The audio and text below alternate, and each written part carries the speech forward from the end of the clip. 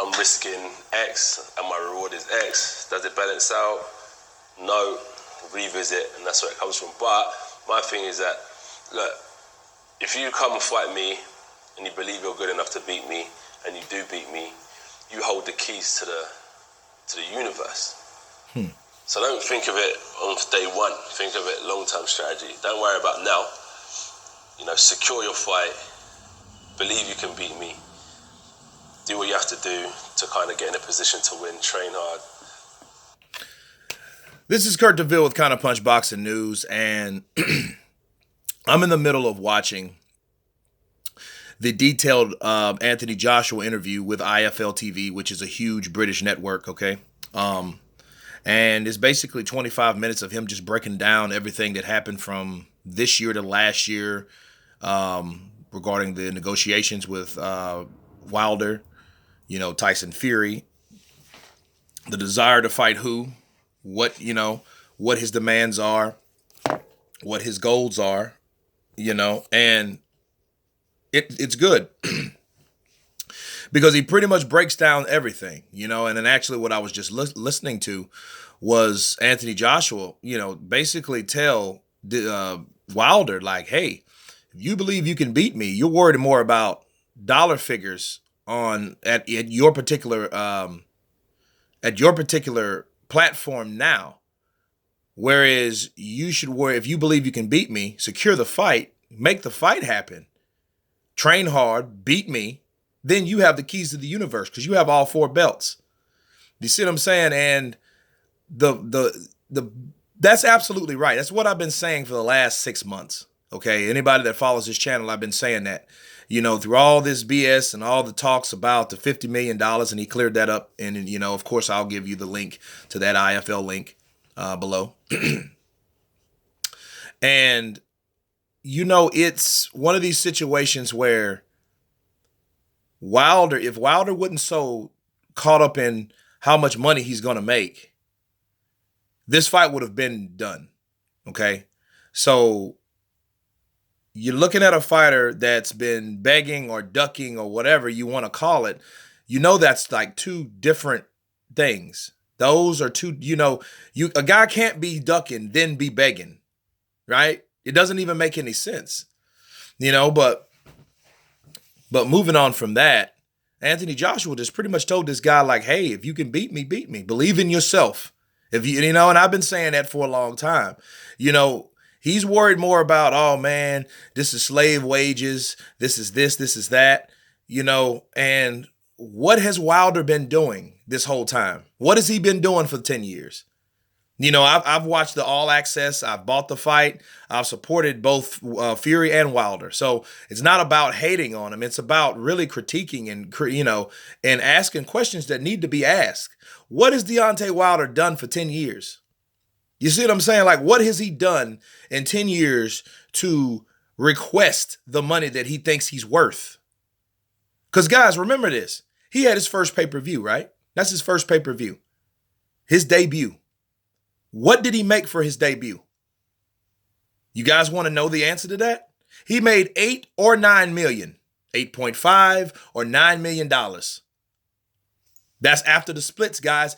That's and that's the projected amount, okay? That's if he makes 325,000 views. That's if. And that's what that'll end up to. It'll gradually end up to about 8.5 or $9 million. He knows he has a secure check for $4 million, okay? Even with that last number, that 9 million, even if it's 10 million, let's say it goes a lot more because, you know, the theater sales. Even if it's $10 million, right? They still gave him more on a flat rate, mind you, more on a flat rate than he made with his split. You can't argue with this now. Why do you think these guys kept this a secret all this time? They kept it a secret about the fight purse of what Tyson Fury was making on top of what Wilder was making. We knew the split was 50-50. Now, they pushed that out there, right? Didn't they say everything is 50-50? Look how easy it is to make this fight made versus Eddie Hearn and Anthony Joshua giving us slave wages. They shamed, they wrong for what they've been doing, right? Wasn't that the narrative? And all these All these other channels that were pro Wilder ran with that. See, they're getting 50-50. Why couldn't Joshua get 50-50? You know what I'm saying? But their 50-50 wasn't even worth their flat rate. See, even with $10 million, and I'm being lenient on that because I'm giving the benefit of the doubt of the fight making another $1 million. This is about dollar figures, right? Let's talk dollars. So let's say if it's even $10 million, which more than likely it won't be, but let's say it is. Wishful thinking. $10 million that they've made. Okay. That Deontay has made, mind you. Okay. Well, what happens with the rest? What's the difference between $10 million and 12.5? 2.5. So not only you got $10 million to fight Anthony Joshua, you got a $2.5 million bonus. So you got the same amount of money that you made fighting Ortiz. So you got a free fight. You got a free fight purse. Your own highest payday from that time was 2.5 when he fought Ortiz. That was 2.5 million that he received. So not only are you getting $10 million, you're getting 2.5 million extra. So it's like basically you fought Joshua and you fought Luis Ortiz in the same night and made the same amount of money for fighting Joshua. One night, 36 minutes or less. That's if you can knock him out and hit him with that big sledgehammer right.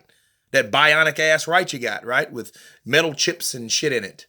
Because he's broke it 3 times. That hand, that right hand. Okay? So I don't know what the deal is. See, it's hard for Deontay Wilder now to argue this because it's already out on the forefront. The information's out there. We know exactly how much money you made, and it wasn't what you claimed you was going to make. You see what I mean? That's what being arrogant, that's what not being humble is about, having the big head, thinking you're much worth more than you really are. That's the problem with Wilder. It always has been. Just because you've had 41 fights, brother, does not make those 41 guys legitimate guys. You fight Tyson Fury to a draw? What do you think that is? That's not a win. That's a draw. You beat Luis Ortiz. That's the best person you beat your whole career. That's your claim to fame. But then you're hollering dollar signs and slavery and bullshit and shit offers and this and that and the other, and it's crazy. You know what I'm saying? That's why Shelly Finkel, his co-manager, did not want the potential negotiations for Anthony Joshua and Deontay Wilder to be public. Because everyone knows Eddie Hearn. You earn with Eddie Hearn, right? Everyone, he knows that because Eddie Hearn will say, yeah, we offered Deontay Wilder a percentage split. So we offered him $19 million. See, Shelly Finkel don't want that dollar figure to come out because they might negotiate for less money. Because now Shelly Finkel's not an idiot. He knows we can't ask for too much money, Deontay. You know, we haven't secured what we've earned from the pay-per-view. You know what I'm saying? He hasn't done that. So then pretty much a lot of people think, oh, you know, Anthony Joshua's in trouble. Really, it's the other way around. Because it makes them look foolish. It makes Deontay Wilder and his team look foolish for wanting that type of money when they've already showed what they're worth on paper. What can they generate? And that's with Tyson Fury, mind you. That's with no one else. That's with another person that sold that fight probably more than Deontay Wilder did. That's Tyson Fury. That's the lineal champ, right? We'll get to the lineal later about Anthony Joshua. But if you look at that, that's the guy that helped him sell the fight to that magnitude, okay? So it's not just Deontay Wilder. It was Deontay Wilder and Tyson Fury. If it wasn't for Tyson Fury putting his stank on it, you know, selling himself like he knows how to do, that fight wouldn't have done what it's supposed to do anyway. So there's no guarantee what that fight would have been with some local Joe that he's used to or normally used to fighting. So let's just be real. So yeah, these guys have showed what they are worth. Deontay Wilder has. He showed with a pay-per-view, brother, you're probably worth, 300,000 pay-per-view buys. Okay? $8-9 million with a pay-per-view, and that's all that's all the concessions. That's everything. You know, that's including the gate, that's including the pay-per-view sales, you know, the streaming sites, the sales, the international sales. That includes it all. So, you know, again, it was a success for those guys to do it the first time out. I get that. But understand, You've exposed yourself because now you're showing your competitors what you're worth. And the dollar figure is already out on the table for you. You showed it. So you can't ask for, I want $20 million to fight Joshua when you only made 8. Come on now. Or 9. Oh, no, we're giving him $1 million, right? 10. Okay? So you've made half that with your marketability. You know, and then back to Joshua, you know, he said, well, this is the first time I ever had this type of problem fighting somebody. You know, I never had financial issues with a fight. And people know, like I've done a video yesterday about it, guys. Eddie Hearn will give you more money than you've accustomed to make. Now, is it worth you leaving what you've normally been doing or taking the risk? That's up to you. But he does give you a substantial amount of lucrative amount of money. You know what I'm saying? Let's just be real. These guys want this money because they know it's AJ, the highest paid boxer in the sport of boxing. That's it. Then Canelo. I didn't even know that. The dollar figures are in. So, yeah, you know, they're looking at a Mayweather-ish like guy, but then you're trying to be Mayweather at the same time. It's kind of retarded. You can't be Mayweather negotiating with a guy with Mayweather power moves. That's Mayweather's replacement. Why do you think Mayweather and AJ get along so well? They're A-side. They make money. Floyd knows money when he sees money. That's why he hangs around rich people. If you hang around 10 broke-ass people, you're bound to be the 11th. But if you do the opposite, you'll get the opposite result. That's why you see Floyd. He's mostly around rich Arabs and other people and buying shit and talking and, you know, sharing business information and advice and stuff like that. That's what rich people do. A-side shit. You know what I mean? Not ice and blingy. You're wearing all your money on your neck. Not none of that. You know, it doesn't work that way. You know what I mean? You're showing to a person that you have money to prove to yourself that you have money or wealth, but you don't. Because people with money don't have to show that they have money. So it goes back to all those basic fundamentals about economic, you know, securement, right? So when you're so Deontay Wilder, you know, and we haven't heard from Deontay yet, you know what I mean, as of yet. He's probably on vacation or whatever, but I'm pretty sure this is the 3rd interview in America. The 3rd, all right? We've covered the first 2, you know, Jalen and Jacoby, ESPN First Take with Max Kellerman, Stephen A. Smith. Come on now. Now it's IFL. So, yeah, he's coming out. He's in your country. Again, he's in your country telling you what you're worth. Secure a fight with me if you claim to be undisputed. You know, and that's what Deontay Wilder says. I want to be undisputed. I want all the belts. If you want all the belts, how bad do you want all the belts? That's the question. You've showed what you're worth, $8 or $9 million, $10 million. So what are you worth? Like, what are you do you think you can beat Joshua? That's the question you ask. That's the question that Deontay needs to ask for himself, honestly. Instead of asking for all this money, get out of the money realm. Quit using the people around you, make you think that you're worth more than what you are, and take that fight, secure that fight. I agree with AJ. I've always agreed with AJ when it comes to money because it made no sense to me. You're turning down $12.5 million. That ain't the latest offer. I'm just going off of the first offer. That's the first offer, guys. We ain't gonna even talk about the 15. Okay, if he took the 15, let's talk about it. He took 15 million. That's $5 million more dollars. So not only is that the Luis Ortiz fight, the Light Tyson Fury fight, that's also the Provectin fight because he would have made $5 million to fight Provectin too. Come on, man. You fighting 3 fights of the fights that you are, I mean, he didn't even fight Provectin, so he didn't even see the $5 million. I think he had a lawsuit or something like that. We really don't know how that really panned out because it's a bunch of back and forth bullshit. But he was a guaranteed $5 million. And, you know, Provectin test positive, yada, yada, yada. So he never got that money. But he did get the 2.5, right? And he did receive the Tyson Fury money, or he's receiving it, you know, through spurts. You know, it's dispersing through, you know how it works. It's got a channel and, you know, and all that. Generate. So, you know, then, so Provectin, Luis Ortiz, and Tyson Fury, you're fighting all of them in the same night, fighting one person. And that's still not enough for you.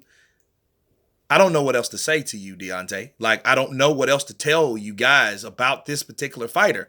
He is full of himself. He's got the big head. I think it's some insecurity there that he can actually win. You know what I'm saying? Because a person is not going to really If you're arrogant or you got the big head, person that goes hand in hand with insecurity, right? You know that, right? If you're arrogant or um, you have the big head or you think you're just full of yourself, there's a hidden insecurity that of disappointment. So it might be to Deontay, he feels he can't win. Can't win. Because he might feel that, like, look, I'm not gonna really agree to these terms simply because I don't know if I can win. You know what I'm saying? And really, but that's humble. So if he said that, he would be opposite of being arrogant, right? So, an humble person said, man, I don't know if I can beat Joshua. You know what I'm saying? But I don't want to take 12.5 to possibly get my ass beat. That's real talk. But of course, someone with the arrogancy that we're seeing in Deontay Wilder talking about, like fucking complaining and bitching and moaning, like, you ever had something promised to you, didn't get it? Dude, you didn't even sign the contracts. None of them. You said over social media that you accepted one of them. And that was the 15 million quote unquote shit offer. Not the slave offer 12.5, but the shit offer 15 million. Okay, but then nothing else happened to that. You got with your promoters, no date, no venue. We all know the story. But it all comes down to money. Deontay Wilder does not think that he can beat Anthony Joshua. Let's just be real. So for all you other channels out there, this is the realness. This is the real media. You know what I mean? This is real media. Because you could clearly see what Deontay Wilder's worth. We could clearly see that he's not trying to take that amount of money, like 2 or 3. Shit, it's about, let's be real. His normal fights, that's damn near what he made his whole career. Right? He doesn't believe he can beat Anthony Joshua. And it's not about lowballing, and it's about securing a fight. Secure the fight first. If you believe you can win, come in hungry, train hard, go over there and knock Anthony Joshua out. Go in there and do what Tyson Fury did in Germany. Then you'll be the man. But anyway, that's me wrapping that up. You guys tell me what you think about it. Of course, please subscribe. And you guys been counterpunched. Peace.